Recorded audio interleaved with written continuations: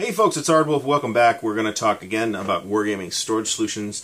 The example game I have this time is Normandy 44 from GMT, which if you're interested in the specifics of the components, I have an unboxing video for it, so check that out if you like. This game is interesting for two reasons in the context of this series. One, it is in the smallest box I've done one of these on so far. This is a 1.5-inch GMT box, so it is a smaller box than GMT normally uses. However, I have chosen as my storage solution for this particular game what is possibly the most time-hallowed and traditional storage solution, the good old counter tray. Now, in this case, it's a paper map. It's a fairly small, compact game, which is nice for reasons I talk about in the unboxing video. But let me break the counter tray out and show you my thinking for how I organize this. Now, as I mentioned in a previous video in this series, the way I see it, there's basically three ways to organize your counters.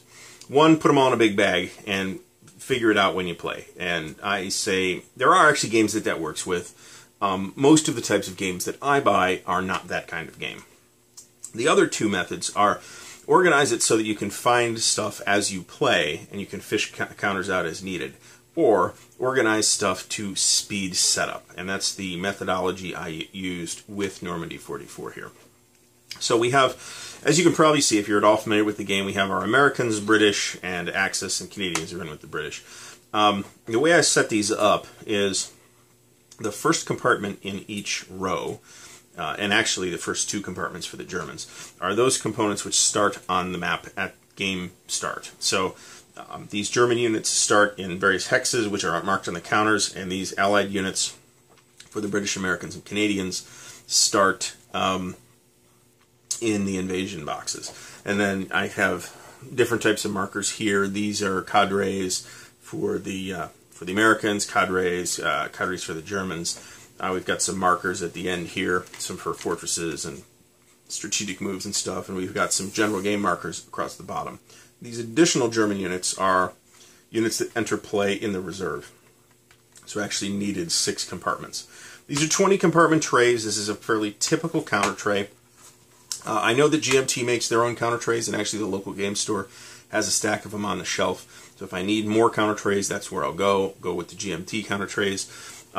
Different counter trays, however, are meant to accommodate different sized boxes. So, for example, if we put this aside from Normandy 44, and I'll get an empty one out, and we look at Avalon Hill's Fortress Europa, which you'll notice I've stored in one of these container store containers using the same methodology that I did for Normandy 44, but it's in a different container because these counter trays do not fit in Avalon Hill bookcase boxes.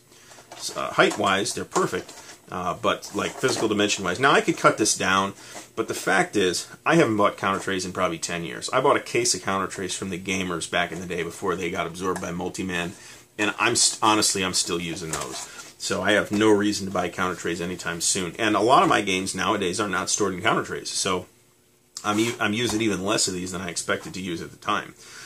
So I guess I'll give you a glimpse at Fortress Europa. It does have a mounted map, but it's got the standard Avalon Hill bookcase size box. Everything fits right in here. It's set up to in the tray to make setup as easy as possible, and then with markers across the bottom.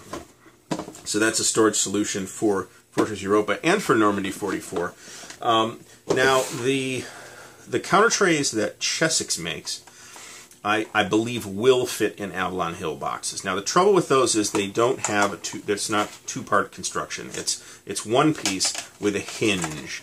So you actually open it up like this, and there's a little finicky plastic clasp here.